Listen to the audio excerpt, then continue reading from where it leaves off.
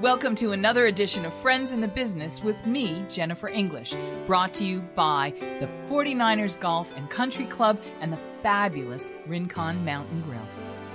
Well, hello everybody, I'm Jennifer English, and guess what? It's time for Friends in the Business. I'm going to introduce you to some of the most extraordinary people in Tucson who just happen to be my friends, and they just happen to be in business. Which business? Well, the business of being here in Tucson. This and every edition of Friends in the Business is proudly sponsored by 49er Golf and Country Club and the delicious Rincon Mountain Grill as you wander around town and you talk to your friends who are members or non-members, because it is open to the public, and you hear about the fun and delicious things that Chef Mackenzie and her team are doing out there. You'll want to join me for a happy hour, a visit, or a 19th hole occasion. So today is the first show of 2020. And what does that really mean? Well, it means that we're in a new decade, a new era, and a new era for Tucson.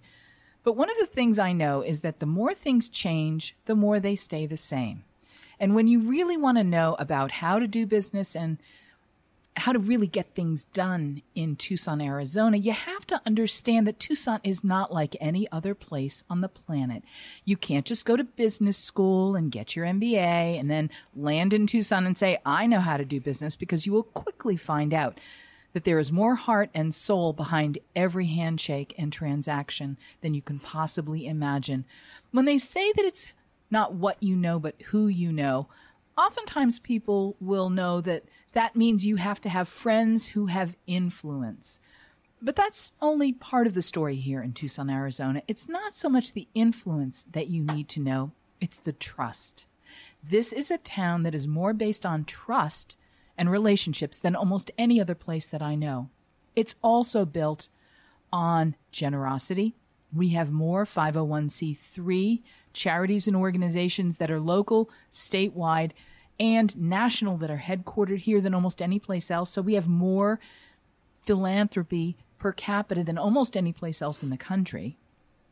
And so what does that really mean? It means we're generous and we care about each other and we look after each other. And we're going to talk about what that means as we in Tucson experience this boom in building, this boom in business. People are coming here from all over the country and all over the world as we welcome and open headquarters for Caterpillar. And we look at organizations like Amazon that are building extraordinary 21st and 22nd century facilities right here in our midst. If we're not a solar city, then you don't know what solar city means. We're a city of gastronomy. We're a Delice Network city. We're a creative city. And all of that focuses attention on the fact that we have incredible young people being educated at the University of Arizona, and we have more of that healing restorative energy that comes from that peaceful desert vibe that we all know and love, and the light and the sunsets and the desert landscape and the fact that we don't have tornadoes and we don't have hurricanes and we don't have earthquakes and a lot of the other things that you get that are threatening in places around the world. I can paint a really vivid, compelling picture about why you want to come to Tucson. I can paint a picture of why people are coming to Tucson. But then when you get here and you figure out what you're going to do, I'm going to give you one of the best tips I can possibly share. And it's this. You need to learn the names of, become friends with, and authentically and genuinely care about the extraordinary women who here in the city of Tucson are making it happen.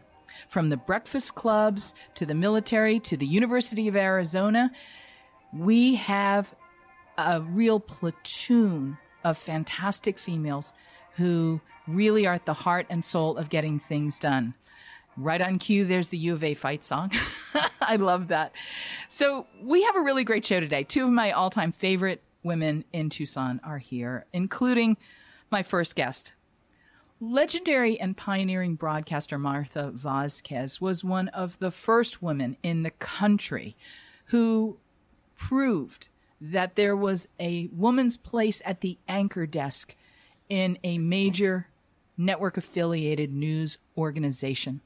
She has been much beloved in this community as she literally pioneered what it was to tell the stories of this community as it entered its phase of existence that we know today.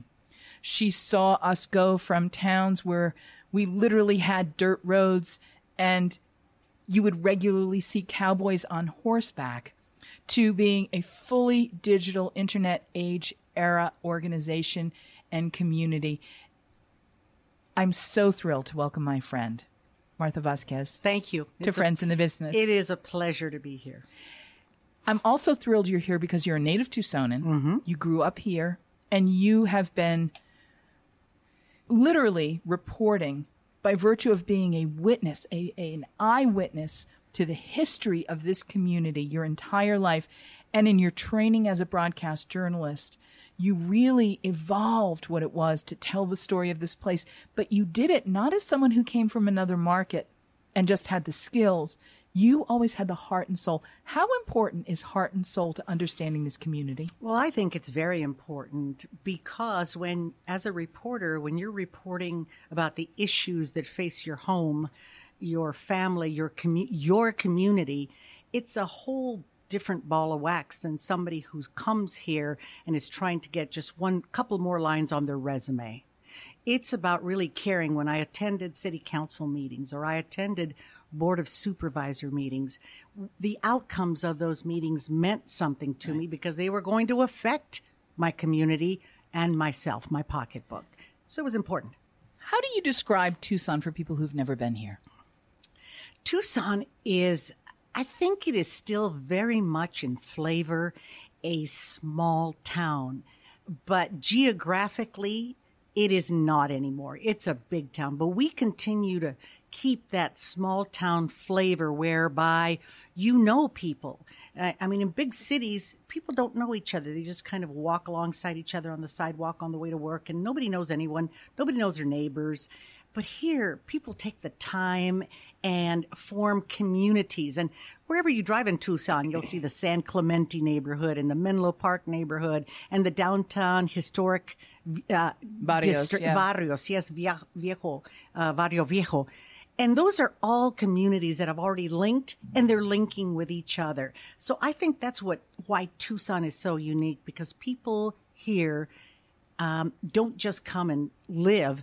They come and share experiences and share their expertise more than anything else. People are coming here and have, for let's say the last 25 years, we maybe had more than our fair share of retirees who are looking for an affordable, easy to live in, really restorative, peaceful, happy place to have a happy, active, outdoorsy kind of retirement. But each of those people you're finding, or actually I'm finding, that a lot of those retirees that come here don't just come here to bask in the sun and make it affordable.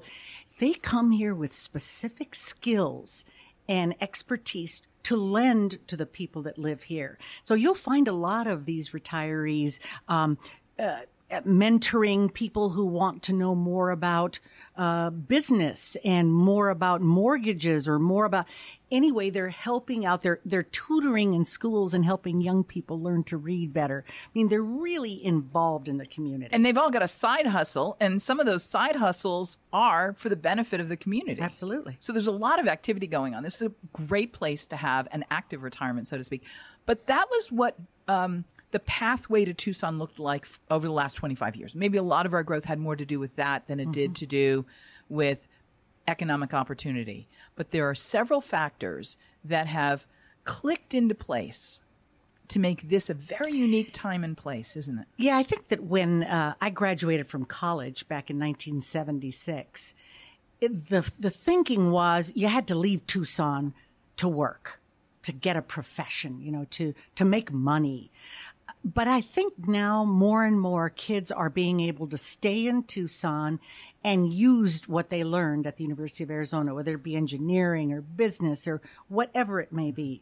And so that is the key, I think. When kids have to leave a town to get a job, that's not good for the city. But now I think Tucson is keeping a lot of its really smart and go-getters, and they're involved in Tucson business. So I've seen Tucson change tremendously in the 6 decades that I've lived here. But when I got here in 96, so 20 years after you graduated, what I was told is Tucson is a great, wonderful, small town. And it's a wonderful place to live. And you are so lucky if you love it and want to live here. And you can live here. But if you want to make money and you want to make your mark in the world and you want to go and be really successful, you've got to find a way to do your work someplace else. Exactly. You either have to get on an airplane and go have a career someplace else or go into sales. Somehow it kept explaining to me, this community that I was being welcomed into, that you have to think of it as the place to live, not the place, a retirement place, to make your money. Yeah. But don't you find that that's changed? Well, what's interesting is about 3 years after I got here in 99 and I started the Food and Wine Radio Network, everybody outside of Tucson didn't understand why this national reaching food organization was in Tucson. People didn't get Tucson yet. Mm-hmm. And everybody here said, oh, well, that'll be great, but you've got to go somewhere else. And it was that unique combination of time and place that allowed me to do something that actually could be a little bit successful. And it was like a glimpse into the future of what Tucson was going to be perceived as by the outside. Fast forward to 2016, another 20 years. Mm-hmm. Downtown is now booming, crackling with booming energy and building and booming.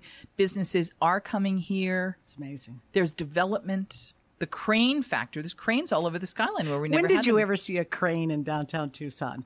And now there's, I think, 4 of them up. And it's everywhere you drive. It's a gigantic new development. Or it's either homes or apartments or businesses or hotels. Or, I mean, I think Tucson kind of stopped dead in its tracks at some point, probably after the recession in 2008, 2009, and sort of was stagnant. And now, with the help of that wonderful Rio Nuevo committee, they've really pushed things along and really made things happen for downtown. And the one thing I'll say, that if you want to know what Tucson is and what it is to do business here, you can't point to any one person and say, well, that's the one pivotal person. Yeah. It's not like one person, like a Michael Bloomberg came and wrote a giant check and then everything else came from that. You and I could each, on our hands, run out of fingers naming the names of all the people that have had a role. Mm-hmm. Just in my consciousness in the food and wine world, I'll just go to people like Carlotta Flores, her son Ray Flores, their entire family, and the Flores restaurant family bringing restaurants downtown. Our friend, James Beard Award winner Janos Wilder, doing the things that he does, bringing people downtown. The good folks at the Fox Tucson Theater, Fletch. I mean, the entire East End around Hotel Congress. There are a lot of people who are responsible. Name some names. Oh, my God. I mean, Mark Irvin, I really believe once he stepped onto that committee, he made all the difference in the world. It seemed like we were stuck in cement, and then things started happening with McCusker. And I think that when business people get in there and they can use their talents, that's when things start to happen. Yeah. And I think that's exactly what happened. So here we are at Business Radio X, the Tucson edition, with our good friend Martha Vasquez. She's my friend in the business. What's this business that we're talking about? We're going to talk about that in just a minute. But we're going to open up our conversation because this edition and every edition of Tucson Business Radio X's Friends in the Business show is brought to you by our good friends at 49er Golf and Country Club and the delicious Rincon Mountain Grill. So Martha, speaking of food. So we're going to tie this. You're going to see in a second how I tie all this together because we're not alone in the studio today. Oh no, we have a lady that's going to bring some fun stuff to the food. Well, and you've known her a long time. Yep. So my other friend in the business is my good friend Donna DeConcini, and in the time that I have known her, she's another Tucson native.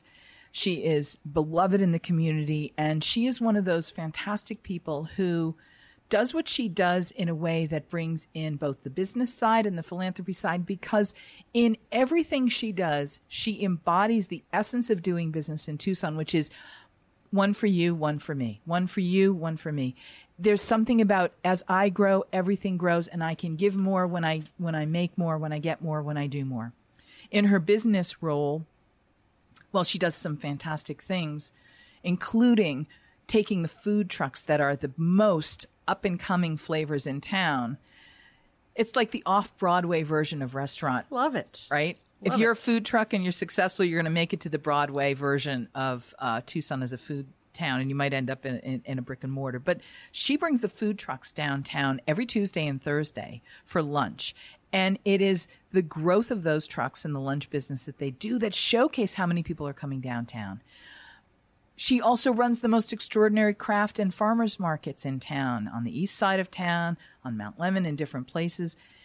And all of it's to benefit her, I would say, passion and her heart and soul, which is the Southern Arizona Animal Food Bank. How does it tie together? Well, the Southern Arizona Animal Food Bank really helps to serve the pet parents and pet population of this community when times do get tough, like they did during the recession. Mm-hmm. And I'm going to tie it back to you, Martha, as well, when we're going to talk about this a little bit later.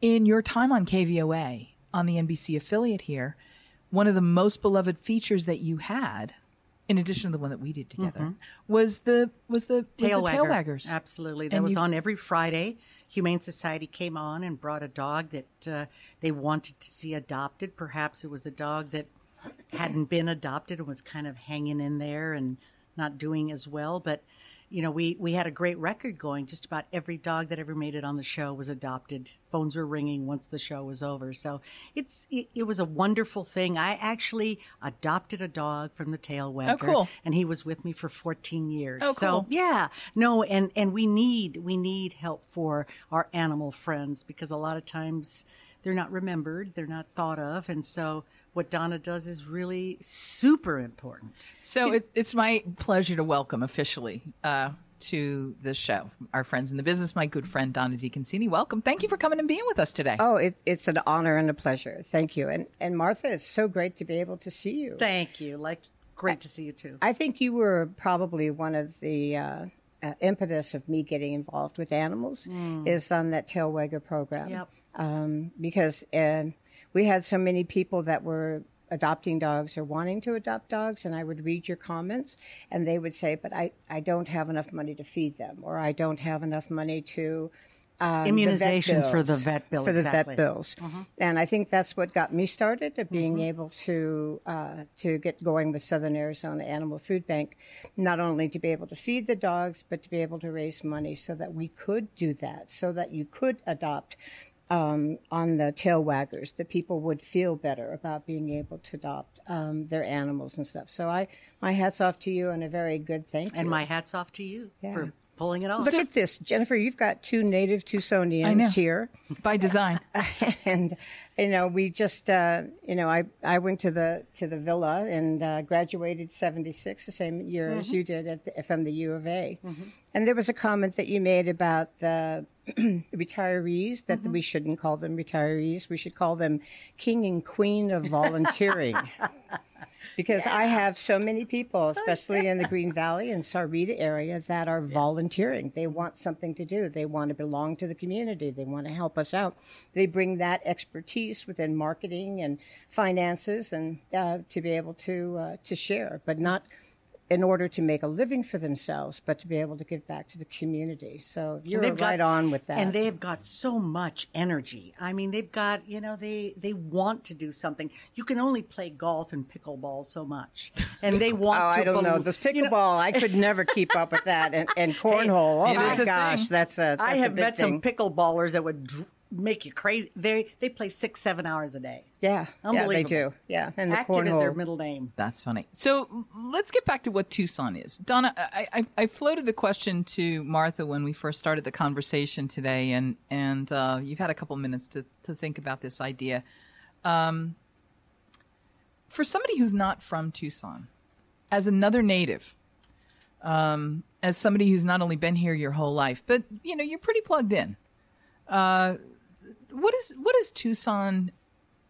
How can you help us understand Tucson in a way that is more than a Convention and Visitors Bureau brochure? What's the real heart and soul of Tucson? It is, well, obviously it's going to be the people. There is still a small community of our forefathers. There's still a community of people that helped build the Hockamies and the Petersons, and that helped build Tucson to be what it is today, especially economically. But I don't walk down the street without saying hi to one or two people. I don't go into a shopping center with somebody saying, I know you. We went to grade school together, or we went to high school together. So I think it is still the community. We are a small town mentality with a big heart. And that heart reaches out to other people as we expand the hotels that are being turned into living quarters for the homeless. Fourth Avenue, you're talking about cranes, but Fourth Avenue's even got a crane on. Absolutely. All the old watering holes are being turned into upgrade restaurants and hotels. But these are generations of family people, generations of people that have been here that are starting to do business. I'm finding that there's a lot of old bloods that has still community spirit and is spreading it out.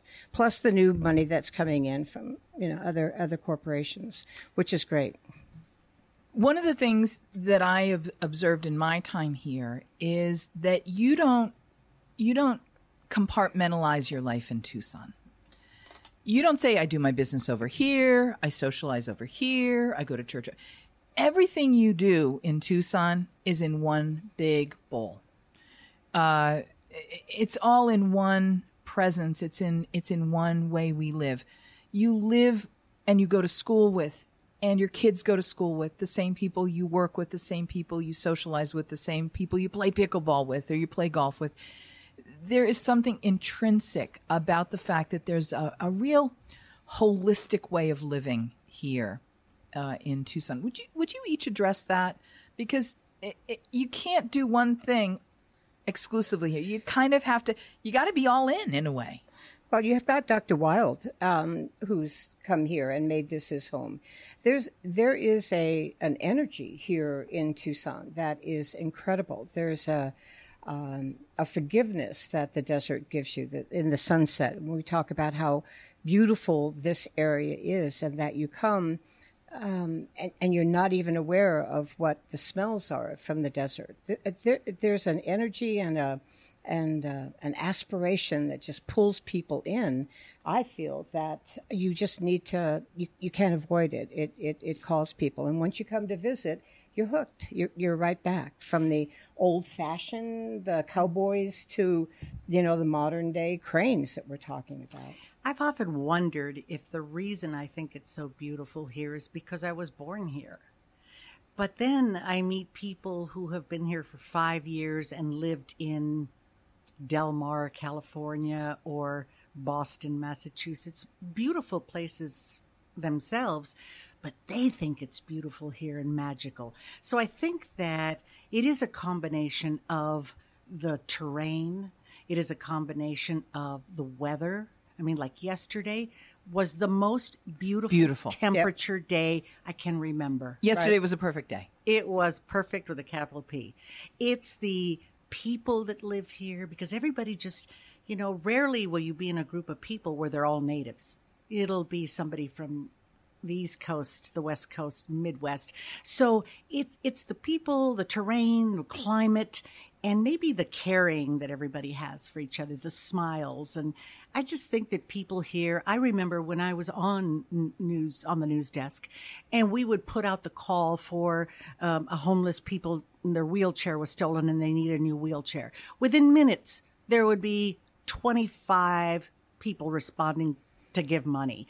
When things happen here, people are so generous in Tucson, not only with their money, but with their time. Yep. And so I think that really is the essence of Tucson. We all have come together like a well-marinated sauce. We don't let any nasty people come and live here. There are a few. They don't last long, though. No, really. I mean, it's like doing the Tucson Food Truck Rally. We started that with to raise money for the Southern Arizona Animal Food Bank. And we get somebody in there that just doesn't mesh within the family, and they're no longer a short time. We don't drive them out. They just realize this isn't for me. Well, yes, kind of.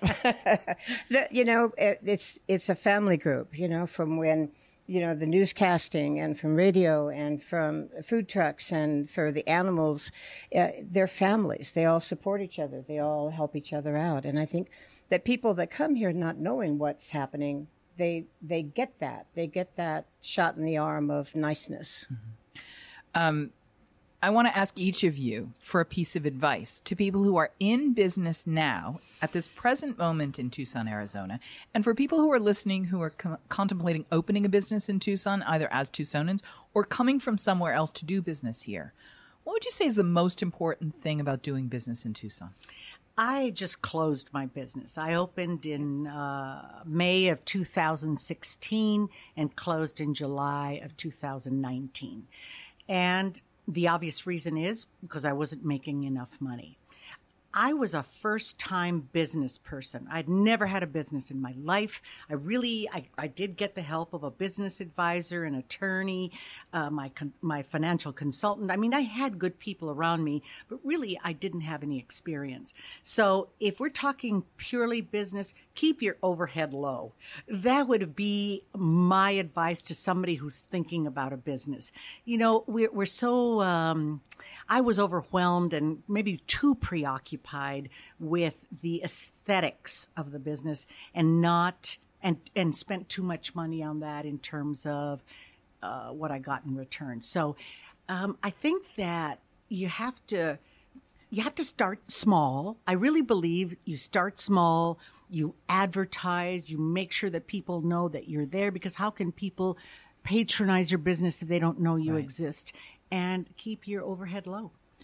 Well, I also think that Tucson, especially Tucson, and other places that I've been in, has the resources between the law school, between the senior centers that they have, the U of A, the farming community. There are resources to be tapped into for anybody that wants to be able to start a new business.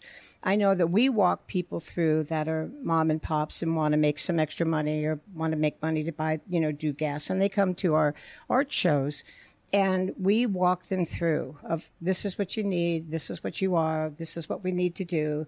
And like you said, Martha, you start slow and then build it. Once you get that foundation in, but there's a ton of people and resources here of those people that come, the snowbirds, they are a plethora of information that want to help everybody out. You need to tap into that. We're getting ready to take a quick break and remind you that you're listening to Friends in the Business on the Tucson Business Radio X, sponsored by our good friends at the 49er Golf and Country Club, where you can attend the Rincon Mountain Grill. It is delicious, and their happy hour is one of the best in town. And if you live on the east side of town and you don't know that they're open to the public, well, this will be a delight. If you want to get a real feel for what Tucson used to feel like and the ambiance, what I call old Tucson, not old Tucson studios, but if you really want to know what that quintessential Tucson feeling is, go out and visit the 49er Golf and Country Club. It really is almost like time has stopped still to just welcome you into that classic Tucson sunrise or sunset if you're a golfer. And we're going to continue in just a minute with my really good friends in the business, Martha Vasquez and Donna DeConcini. I'm Jennifer English. We'll be right back. Hi, this is Donna DeConcini, and you're listening to Friends in the Business with Jennifer English. Well, I hope you're enjoying this episode. And, of course, we're very grateful and very proud to have as our sponsor the 49ers Golf and Country Club, a icon tradition here in wonderful Tucson, Arizona. And my particular guest today from the 49ers is the Director of Membership and Tournaments. And his name is Casey Polivchak. Hi, Casey. Hey, Mark. How's it going today? It's going well. Thank you very much. I want to talk about memberships. A lot of talk about golf clubs going down and people not playing again, and we're increasing. What's happening there? The club over the last 7 years has just really made a nice big increase in membership. It's been steady, but if you look at our numbers, year over year, we're definitely on the climb. Is there anything specific that you can point the finger at for that, do you think? Yes, absolutely. We've got a new owner, and he came in and he's just revitalized the club. The club was on the verge of going bankrupt or closing when the new owner stepped in, and he's just continued to invest in the club, the facilities, the golf course, the restaurant, and he's just been a blessing for the neighborhood, the community, but definitely the members of 49er Country Club. Well, it's quite unique. It's a beautiful course with trees everywhere for shade. And of course, a lot of people think in the desert. I mean, this particular show goes all over the place, so you never know who's going to hear it, or which country for that matter. But should they be visiting Arizona? And I've heard a lot about the 49ers Golf and Country Club. It's easy to find. It's on Tanque Verde Road, heading east out of town. Anybody can point that way. Your GPS can get it, not a problem. It's about 12,000, and you can see it because of the entry gates. Very nice entry gates there, and you'll see the club on your left, which is the Rincon Mountain Grill, as you go into the actual golf club, and then you'll find the pro shop and so on. So it's easy to find from that point of view. What would you say to visitors? We do have a lot of visitors, don't we, from the Midwest, from the North, the colder climates and so on, as we call friendly our snowbirds. Mm-hmm. Yep. What would you say to them about if they haven't been to the 49ers yet? Okay, so 49er, I would liken it to a Midwestern-style golf course because of the tree-lined fairways. When we get our snowbirds in, if they're coming out for a golf trip, a lot of times I recommend they come play 49er if it's a warm-up round, if they haven't played for, a couple months because of the snow on the ground. The thing about it is it's tucked into the corner of the mountains out there. That's what Rincon means. All right. In the corner. But the golf course is, it's more traditional tree-lined fairways, elevated tees, elevated greens. It's a great golf course to play. It's not going to kill you. It's not going to, have a bunch of huge forced carryovers, desert and cactus and, It's not what one thinks. No, it's not. For the desert, yeah. You got to keep it straight. It'll challenge you that way. You got to keep it straight. And of course, if if it talks your cork at the moment, simply go to the 49ers website, which is 49ercc.com. That's spelled out FORTYNINERCC.com. There you go. Okay, so do that. There's some lovely photographs, great stories to look at, and it'll give you everything about the club. You can't fail. All right? We're going to be back with Casey another time. Friends in the Business with me, Jennifer English. Hey, welcome back, everybody. This is Friends in the Business. I'm Jennifer English, and my good friends Donna DeConcini from the Southern Arizona Animal Food Bank and the Food Truck Rallies. Maybe you know her best by being one of those passionate people who runs the markets, the art markets and farmers markets at Bear Canyon and out at Broadway Houghton. Maybe you've realized that she knows some of the best and most delicious people in town, including the barbecue for you. She's developed a loyal following, but that's partially because she makes it happen. She's a native Tucsonan, and in all of her time in this beautiful community, she has helped us all to learn what she loves about this place. Loving where you live is a thing now, and people from all over the world are learning why we love where we live. And I welcome back my friend Donna DeConcini and my other good friend Martha Vasquez, a longtime beloved legendary broadcaster and business owner here in this community. They are my friends in the Tucson business here on Tucson Business Radio X. Ladies, welcome back. Thank you. Thank you. So when we talk about how to do business in town and how Tucson is growing, as native Tucsonans, I'm going to ask you to put your crystal ball reading glasses on and tell me, where do you think opportunity exists in the modern Tucson of this moment? And if you were going to advise somebody or ask somebody who's in a business to come here, where do you see an opportunity? Where do you see a gap in the marketplace or a potential for something that doesn't yet quite exist or could exist? I think the service industry, that with the baby boomers that we have here, I think that people taking care of people assisting grandparents or parents that are elderly, I think that service industry is really has room for growth. That's able to be there. I think also that anything that you do that is giving back within the community, the food industry. There's still room for much growth in the food industry for different types of food to be able to come in and to be very successful, whether it be in a food truck or whether it be in a brick and mortar. I think that there's still room, even though we are 25 miles of the best food and are written up that way, but I think that there's still room for people to come in and share their expertise within the food industry. But to me, in a service industry, being able to help other people, I think that's a great niche right now still, and still growing. When you say food, you think to yourself, really, do we need more restaurants? If you look at downtown Tucson, they get a new restaurant, it seems like weekly. But yes, I think you're right about that. I think that we need more diversity in food. You know, there's obviously a lot of Mexican restaurants. Well, the 23 exactly. most delicious miles of Mexican food in the country. Steakhouses, that kind of stuff. But, you know, I think there are a lot of the little places like, is it called Destra? Mm-hmm. The Ethiopian restaurant. Cafe Desta, yeah. Yes, Cafe Desta. I mean, I was surprised to see that pop up at 5 Points. And so I think that, you know, Tucson, people who live here, a lot of them who are transplants to here have developed pretty sophisticated palates, and they're ready to try things that are outside of, you know, what we've been used to. But there's no question that we have the best Mexican food in the world, and God knows there's absolutely... It's amazing. Does Tucson taste different since you both mentioned food? I don't mean to cut you off before you tell me about where there's business opportunity, but does Tucson taste different than the Tucson you grew up in? Does it taste different today? I think it does. I think it does. I think that, and I was talking to a friend about this the other day.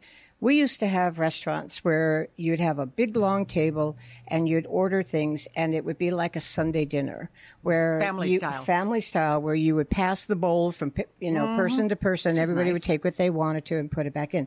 That's non-existing here anymore. Do you miss that? I do. In fact, we were talking about that. We were talking about old-style family dining.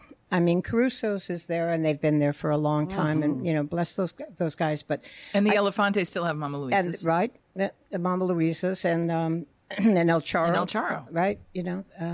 But I think that there's everybody is trying to outdo themselves with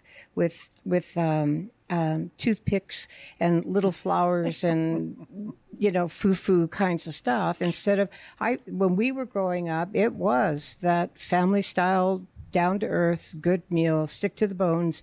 And then you took your nap between 2 and 4 o'clock, and then or 5 o'clock, and then you got up and you opened up your business. You opened up your store again. But that sounds like Mexico. Well, that's exactly the way it's done in Mexico. That was right downtown, Fox Theater, Hockamy, you know, right downtown with, absolutely. You know, everybody would close up. My dad had a store at 16 South Meyer. It was a perfect jewelry store, and I use quotation marks. It was a pawn shop. And he basically would open it at 10 o'clock in the morning, 2 o'clock it would shut down. He would come home and have a meal, take a nap. Right around 4 o'clock, return back to work and work till 8, 9 o'clock at night. And that is the way things are done, the siesta, as it's called. But, you know, business isn't done that way anymore. Unfortunately, it's just not the way we're wired. I mean, we want 24/7 going on. So, you know, I don't know how practical that is, but yes, I remember that time as well. No two ways about it.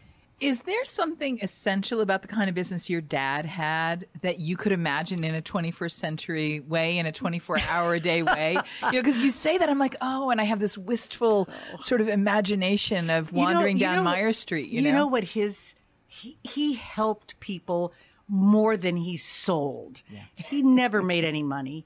We never had a new car. We never had our own home. We rented because Dad helped people. So let's say that somebody came into the store and said, oh, you know, we're not going to make the rent, but I have these rings. Would you give me some money for them and I'll pay the rent, and when I get some extra money, I'll bring. So that went on a lot. He had a pair of false teeth in the store. When he passed away, you know, we went in to look at his stuff. He had a pair of false teeth in there, and I thought to myself, what is this? Apparently, he even sold false teeth. I mean, they're made, obviously they're made individually for each person, but people would pawn their false teeth and he would give them money for it and they'd never come back. So he did business. Because they couldn't eat their food and they starved to death. I'm sorry, poor thing. He did business with friends, friends. Yeah. And so that's not the way that business is done in the 21st century. No, but is it the way, not. right? But is it the way that business is still done in Tucson? Do you still see some business being done that way? I suspect that there are business people that do that have those small family businesses that can do that. But I would say that's probably 10 to 15% of the entire business world in Tucson. You can't really do business that way and you won't survive. No bartering chicken and eggs for, no. I mean, that's... But everybody knows somebody from a breakfast club, or Sure. somebody's a lawyer, somebody's an accountant, somebody's a realtor, and that is how the relationships. Awesome. That's still how. I didn't really know that operated that way until I opened my own business. I started going to these business clubs and meeting people and getting their cards, and they were getting my cards, and I thought, wow, The networking, absolutely. This is the way to do business, absolutely, and it really does work. And I mean, no money exchange, just, you come fix my roof and I'll clean your house or I'll do the mechanics on your car. Yeah. And those breakfast clubs are great for that. And absolutely. So that bartering system, that networking system is starting to get bigger here in Tucson. I know because we've been going to them, and fabulous, What I hear you both saying is that Tucson is still a relationship town. Without a doubt. No question asked. Yes, absolutely. I think business but it's not who you know. It's...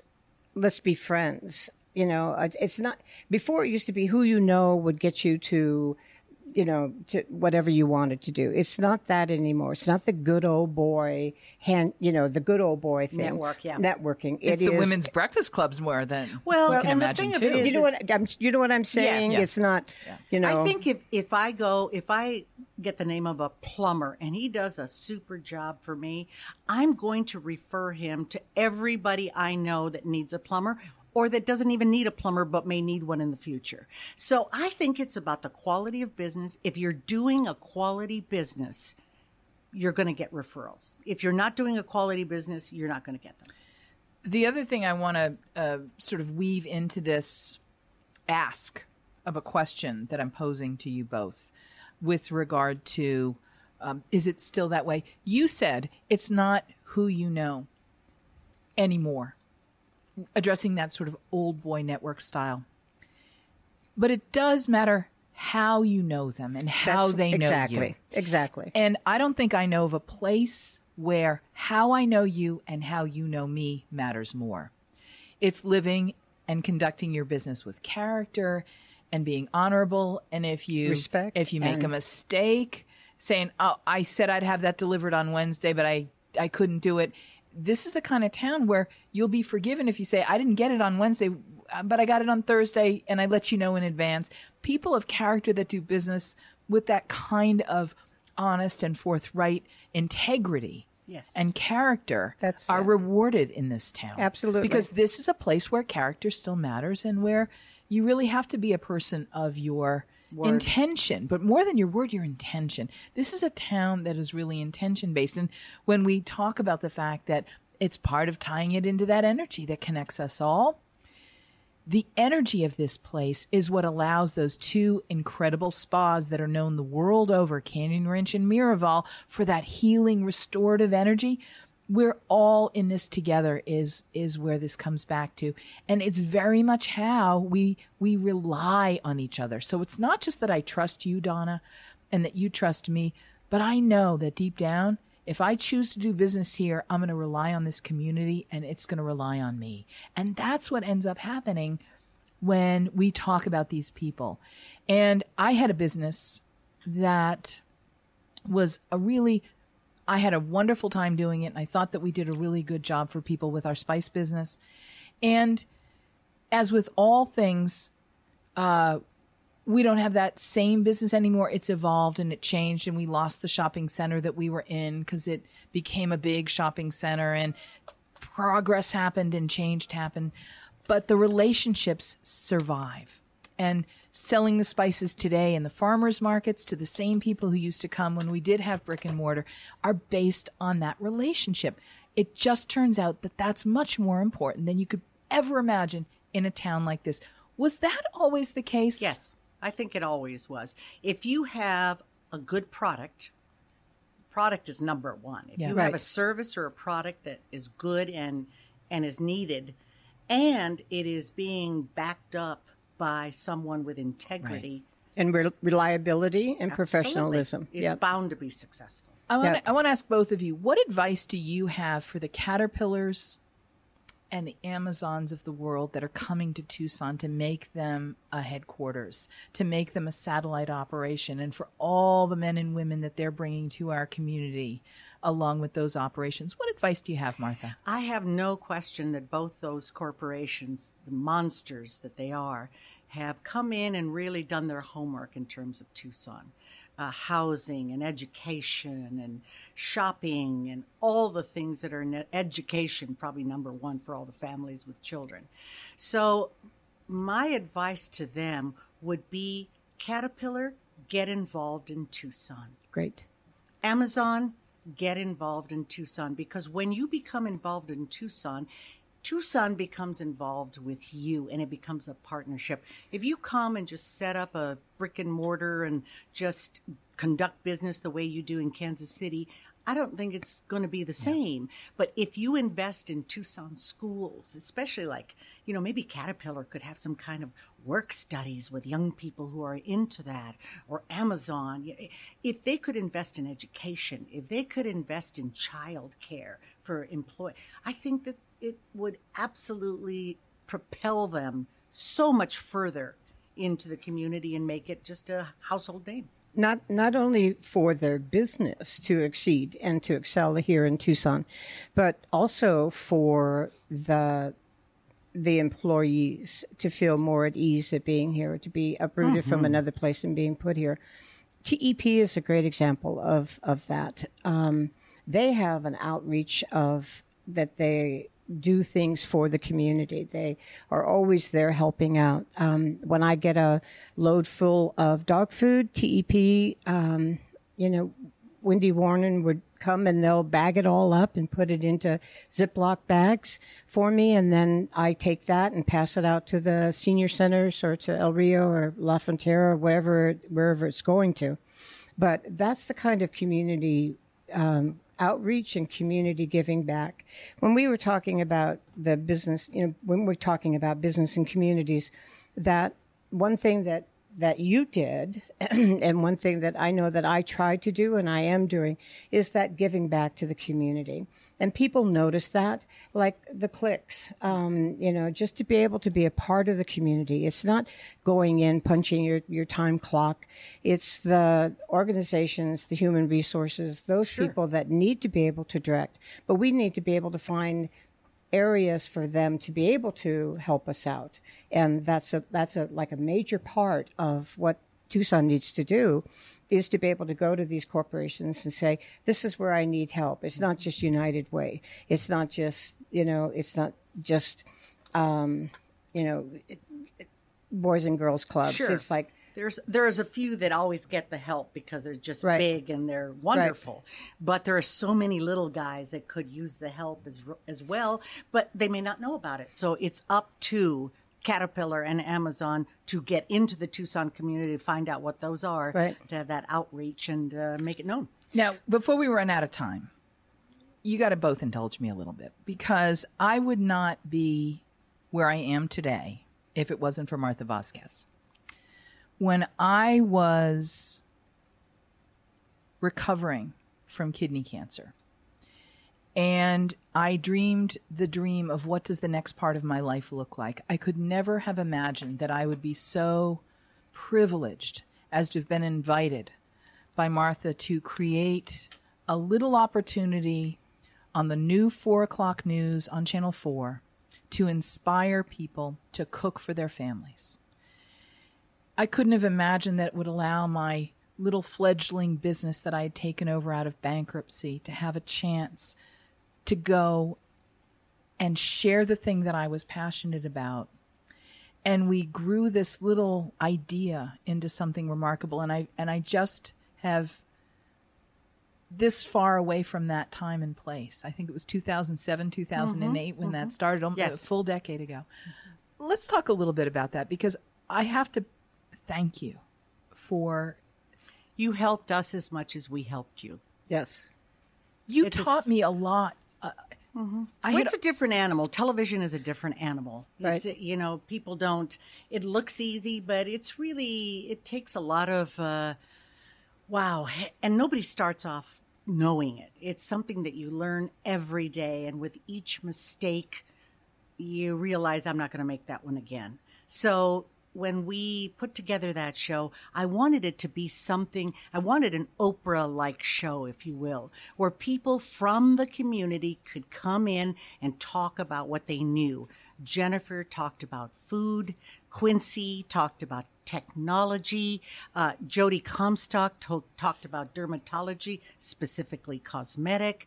So did Gwen Maxwell. We had physicians come in and talk about... Lori? Yes, Lori Maxteller, to talk about illnesses that were specific or important to women. We tried to gauge this to women. And so we started with a handful, and inevitably we had probably 15 contributors, as we call them. And it was about getting them in, getting their topics scheduled and video. I mean, it was my producer, Faye Dehoff, who now lives in Pagosa Springs, Colorado, and is retired.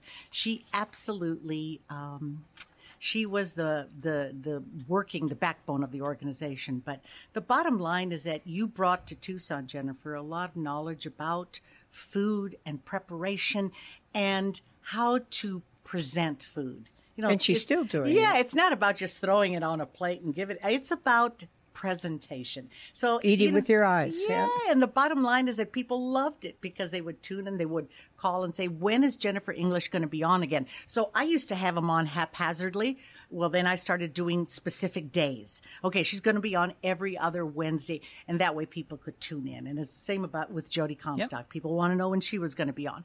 So bottom line is that you helped the community tremendously. You helped KVOA tremendously, and we helped you. We are now recognized by UNESCO as a city of gastronomy. But one of the things I recognized when I got here in '96 was this was not like any place else on the planet. I think Tucson is the most beautiful place and the most delicious place on the planet.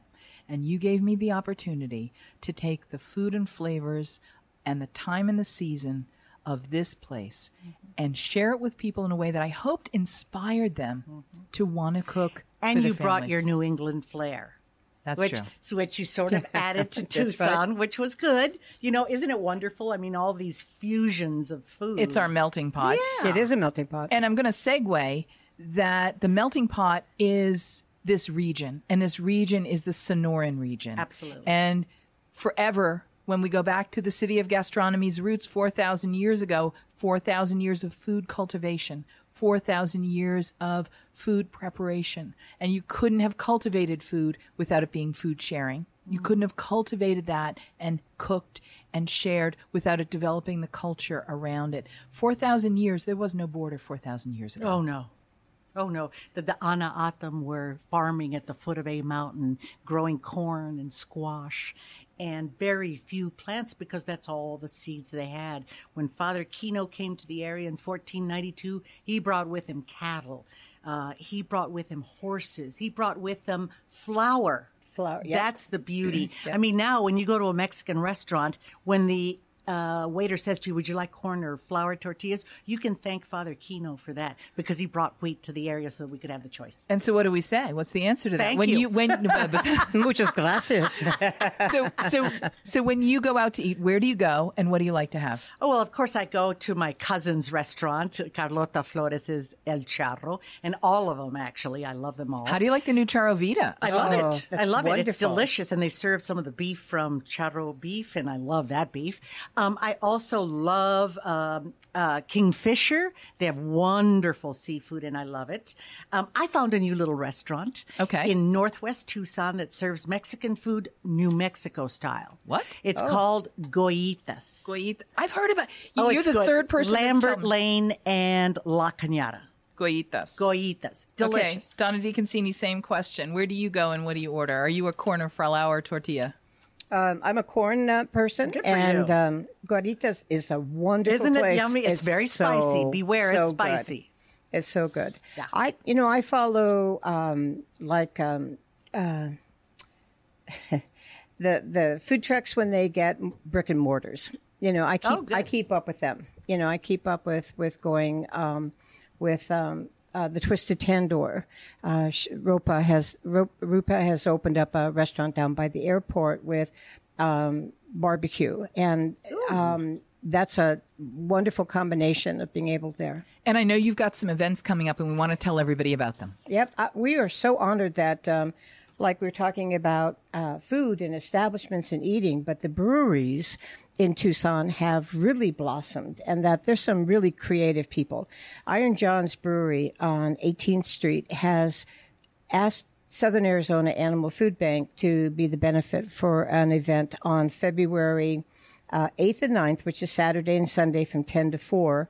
And we have 75 vendors. They're releasing a new brewery, a new beer. Mm-hmm. And we have food trucks and, but people that bring in bags of food to, the brewery at Iron John's is going to be able to Pet food.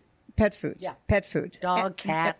Right. Don't bring your own French fries. No. Although dogs would like French fries. Oh, they do. Bad for them. But to bring animal foods or any items that are slightly used to be able to help us For pets. For our nonprofit. And tell everybody for more information about Southern Arizona Animal Food Bank where they can go. Well, we are at Broadway Houghton. We are on Saturdays. We're at Bear Canyon. We're at Mount Lemmon. We're at Sahuarita Plaza. We will be opening up a new market downtown. Any of the markets that we have are for crafters, all homemade, and also for farmers. And Donna, you can bring anything if down. somebody wants to volunteer, how do they do that? Well, they would go to Southern Arizona Animal Food Bank on Facebook, or they could go to Tucson Food Truck Rally on Facebook to our website, or they can go to Broadway Houghton. Southern Arizona Animal Food Bank is the right. Is that a .com or is there a website for that? It's a .com. Okay, Yep. perfect.